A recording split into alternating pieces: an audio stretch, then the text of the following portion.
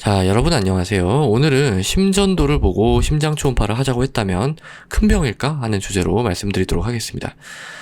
이제 아무 병도 없고 그냥 건강한 젊은 분이었어요. 그런데 이제 건강검진에서 이제 심전도를 한 거죠. 체온검진에서도 요새 심전도를 하니까요.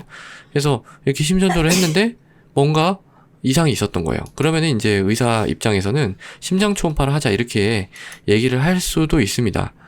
그러니까 어떤 이상이냐에 따라서 좀 달라요. 그렇지만 심장 초음파를 하자고 이렇게 할 수도 있는데요. 그렇게 이제 얘기를 들으면 너무 이제 걱정을 하시는 거예요. 내가 정말 심장 쪽에 아주 큰 문제가 있나? 이렇게 너무 걱정을 하시는데, 대부분의 경우는 그렇지 않은 경우가 많아요. 경험적으로 보면 대부분의 경우는 그렇지 않은 경우가 많은데, 그렇다고 해도 뭔가 심장 쪽에 병이 있다는 거는 좀 큰 문제이거든요. 그러니까 이제 그게 아니다라는 거를 이제 확인하는 차원에서 심장 초음파를 한번 해보는 거를 이제 말씀을 드리는 경우가 있죠. 그래서 오늘은 어떤 경우에 그렇게 말씀을 드리는지 그걸 설명드리도록 하겠습니다. 자, 첫 번째는 뭐냐? 여기 이제 심전도가 이렇게 있는데요. 이거 심전도 지금 설명하는 시간은 아니니까 그냥 바로 설명을 드리면 이 QRS 웨이브가 너무 높거나 너무 낮을 때, 첫 번째 이 QRS 웨이브가 너무 하이 볼테이지, 너무 높거나 너무 이 키가 낮을 때, 이게 너무 높다는 거는 뭔가 이 심장의 심실 벽 자체가 좀 두껍다라는 거를 이제 간접적으로 시사하는 거예요. 근데 심전도는 사실 전기 신호죠, 전기. 그러니까 이게 이렇게 높은 키가 크게 나와도 꼭 이렇게 벽이 두껍지 않을 수도 있어요. 그래서 이걸 직접 확인하기 위해서 이제 심장 초음파를 권유를 하는 거죠. 심장 초음파 이렇게 직접 보는 거잖아요. 그래서 요 정도가 이제 만약에 정상인데 이게 두꺼워지면은 이렇게 두꺼워집니다. 이렇게 이쪽도 이렇게 이제 두꺼워지는 거죠. 네. 두꺼워지는 건 안 좋은 겁니다. 힘 세져서 좋아지고 이런 거 아닙니다. 그 다음에 이제 너무 이제 이 볼테이지가 낮다면 이거는 벽이 얇다 이런 게 아니고요. 이거는 이제 혹시 심낭에 무슨 삼출액 물이 있는 게 아니냐. 이게 이제 어떤 거냐면은 여기가 이제 심장인데 심장을 싸고 있는 막이 있어요. 여기 이제 PCD라고 적혀 있는 부분인데요.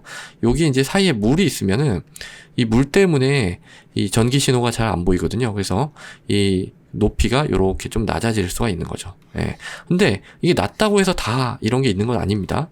그러니까 낮아도 다 괜찮은 경우도 많아요. 단순히 지방층이 너무 뚱뚱해서 두꺼워서 낮게 나오는 경우가 훨씬 많습니다. 그렇지만은 이럴 가능성도 있기 때문에 의심이 되는 경우에는 한번 해보는 것도 좋습니다. 물론 너무 이 임상소견상 이런 심낭 상출액의 가능성이 너무 없다 이런 경우에는 사실 이것 때문에 잘 하지는 않아요. 그다음에 이제 두 번째는 뭐냐면요. 이쪽입니다. 여기 이제 ST 세그멘트거든요. 근데 이제 이 ST 세그멘트는 뭘 나타내냐면 혹시 허혈성 심장 질환이 있는가? 이걸 이제 나타내요. 그래서 요 세그멘트가 아래로 내려갈 수도 있고 올라갈 수도 있고 T웨이브가 이렇게 뒤로 뒤집힐 수도 있고 요 모양이 약간 이 앞이 더 길고 뒤가 짧거든요. 근데 요게 대칭형으로 갈 수도 있고 좀 위로 이렇게 피크돼서 올라갈 수도 있고 근데 이 피크돼서 올라가는 거는 이제 하이퍼칼레미아 그러니까 포타슘이 많아지거나 이런 여러 가지 소견인데 이게 너무 자세하게 또 얘기하면 좀 복잡하니까 대충 그냥 혹시 허혈성 심장 질환이 있는지 그거 한번 확인해 볼 필요가 있는 거죠.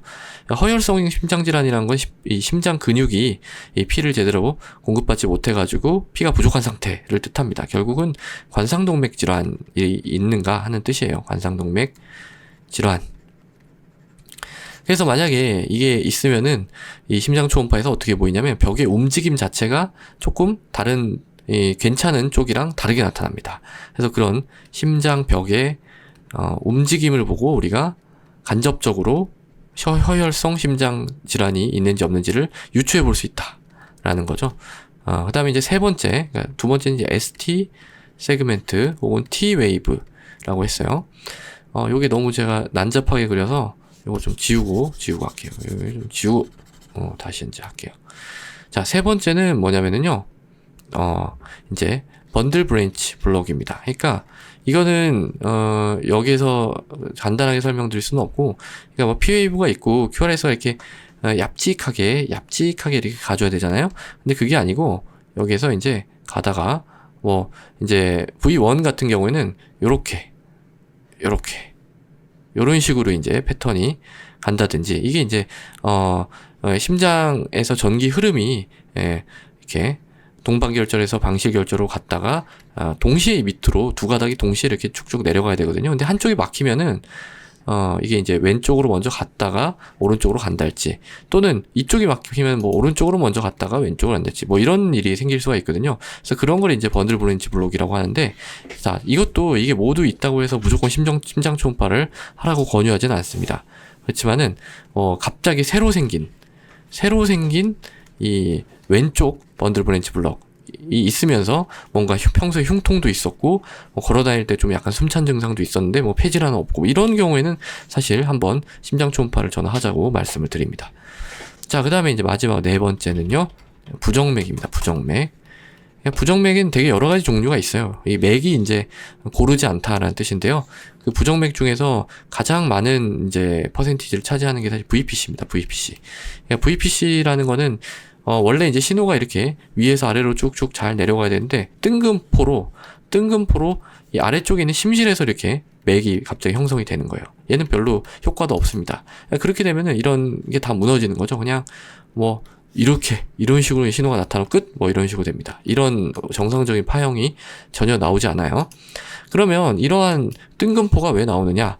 여러 가지 원인이 있을 수 있는데, 뭐 심근경색이 있었을 수도 있고요, 뭐 고혈압 때문에 그럴 수도 있고, 아니면은 뭐 그냥 전해질 같은 게 이상이 있어서 그럴 수도 있고, 판막 이상일 수도 있고, 심장 근육의 이상일 수도 있고, 뭐 그러니까 모든 게 다 가능한 거예요. 모든 게. 그래서 이게 있다고 해서 뭘 딱 특징 지을 수는 없어요. 그렇지만은 혹시 이것이 뭔가 심장에 구조적인 문제가 있어서 생기는 그런 뜬금포가 아닐까, 그걸 이제 감별하기 위해서 심장 초음파를 한 번쯤 해볼 수는 있는데요. 이게 있다고 저는 뭐 다 심장 초음파를 하라고 하지는 않습니다. 약간 심장병의 위험 인자가 같이 있는 그런 분들, 젊은 사람한테 뭐 이게 있다고 심장 초음파 하자고 하진 않고요. 위험 인자가 좀 있으신 분들은 이게 이제 좀 자주 나오면 별로 좋지가 않아서요. 있으면 한번 심장의 구조를 한번 확인해 볼 필요가 있다, 이렇게 말씀을 드립니다. 자, 그 다음에 이제 요새 많아지고 있는 심방세동이 있죠. 이 심방세동이라는 거는 여기가 심방이죠. 여기가 심실이고요. 대동맥입니다. 피가 이렇게 들어와서 이렇게 나갑니다. 근데 이렇게 들어오는 가장 입구에 있는 가장 이제 피가 이제 들어갈 때 가장 문간방이죠. 문 바로 앞에 있는 공간. 그 공간이 뭔가 이게 촥촥 잘 짜주지를 못하고 그냥 부들부들 떨고 있는 그런 상태를 뜻합니다. 전기 신호가 어찌할 바를 모르고 부들부들 떨고 있는 거예요. 그러다 보면 얘가 이렇게 늘어나면서 뭐 이 좌심방 2라는 곳에 혈전도 잘 생기고, 이런 혈전이 밑으로 내려갔다가 위로 올라가서 뇌혈관을 막으면 그게 이제 풍이 되는 거죠. 그래서 이런 심방세동이 있는 환자분들 같은 경우에는 어떤 판막에 문제가 있는지를 꼭 확인해야 되고요. 승모판에 문제가 있는지를 꼭 확인을 해야 되고, 이 좌심방이 얼마나 커져 있는지, 이게 굉장히 중요합니다. 얼마나 오래되었느냐를 시사하거든요, 심방세동이. 그리고 뭔가 좌심실 기능 장애를 동반하고 있지는 않는지, 이런 걸 이제 같이 확인을 해야 됩니다. 그래서 반드시 이 심방세동이 있는 분들한테는 모든 환자분에서 다 심장 초음파를 저는 하도록 그렇게 이제 권유를 드리고 있습니다. 자, 그래서 오늘은 이 심전도를 보고 심장 초음파를 하자고 했다면 그게 이제 큰 병일까? 라는 주제에 대해서 말씀드렸는데요. 처음에 말씀드렸다시피 대부분의 경우는 뭐 큰 병이 아닙니다. 그렇지만은 확인 차원에서 우리가 그러니까 심장의 구조를 직접 볼 수 있는 제일 좋은 방법이거든요, 심장 초음파가. 그러니까 뭐 요새는 그렇게 가격도 비싸지 않기 때문에 한 번쯤 이렇게 심장 구조에 이상이 있는지를 확인해 볼 필요는 있다고 생각을 합니다. 자, 오늘도 경청해 주셔서 감사합니다.